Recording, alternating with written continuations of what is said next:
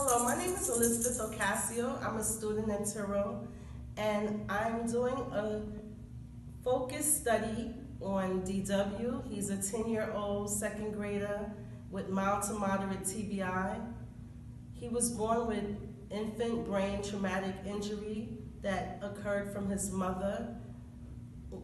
She shook him at birth, and he was found unconscious at the scene. He was intubated and transported to the local hospital where he had head computer tomography that revealed he had severe TBI with mild areas of hemorrhage in his right frontal and temporal regions. DW also sustained facial fractures as well as right humerus fracture. He remained in a coma for 2 days, and then he regained consciousness. And he has been a student of mine for 3 years, and I've worked well with his foster mother, and we have come up with a plan of current levels of functioning in areas of impairment that DW has experienced, and the school team has developed a plan to accommodate his needs. DW continues to have cognitive problems in the area of memory, information processing, speed, and execution of functions. His verbal skills and reading skills have remained relatively strong. DW had slow motor speed and had a mild right-sided weakness, and he has problems with hearing. He has a decreased endurance, and he's fatigued very easily. On the basis of the information, the school team recommended and developed accommodations. It was decided that DW get more difficult subjects in the morning to minimize fatigue and gradually increase as his physical endurance improved. DW was eligible for special education services, but the mother refused. She wanted DW to be mainstream.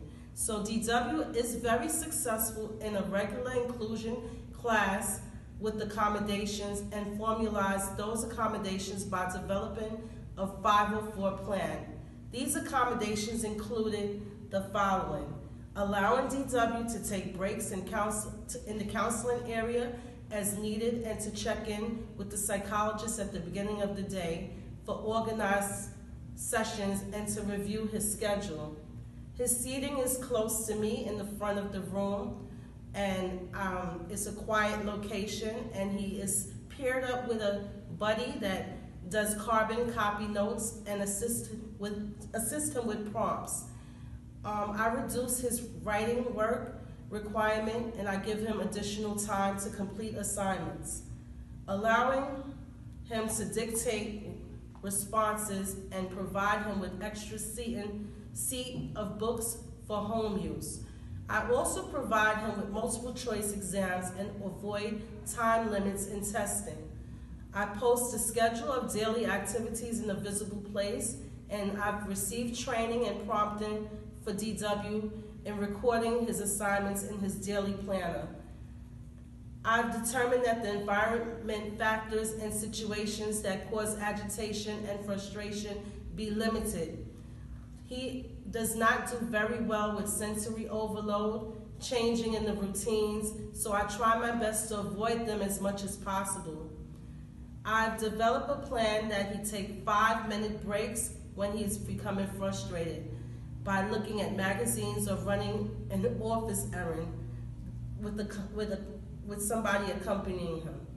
I'm going to summarize a little bit of brain injury, what it does to students. Brain injury is a present number of challenges for DW as well as for the people that work with him.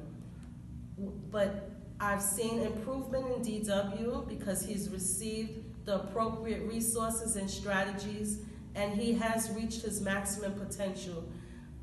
I believe that I've played a key role in helping DW succeed in adjusting and reintegrating into the school environment.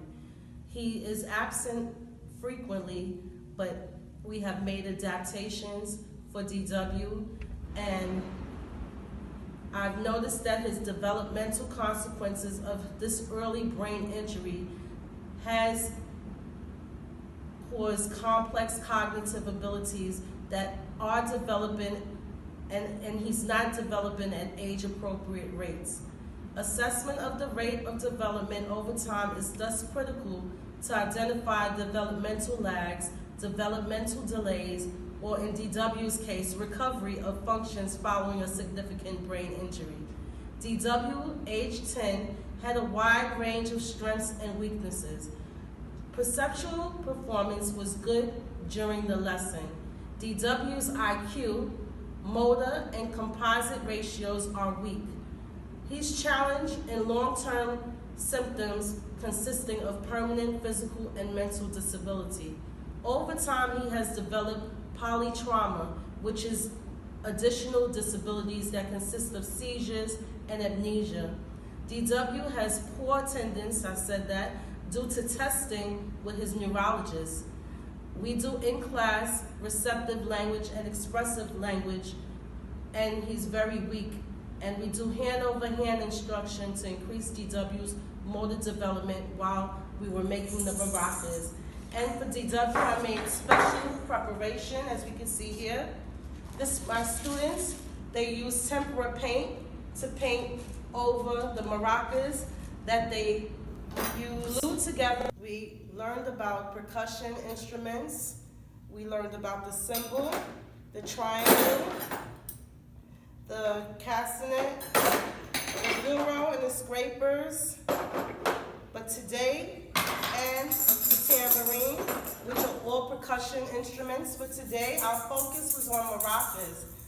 But in prior knowledge that the students received was learning about the Tainos, the history of Puerto Rico, and the history of the maracas.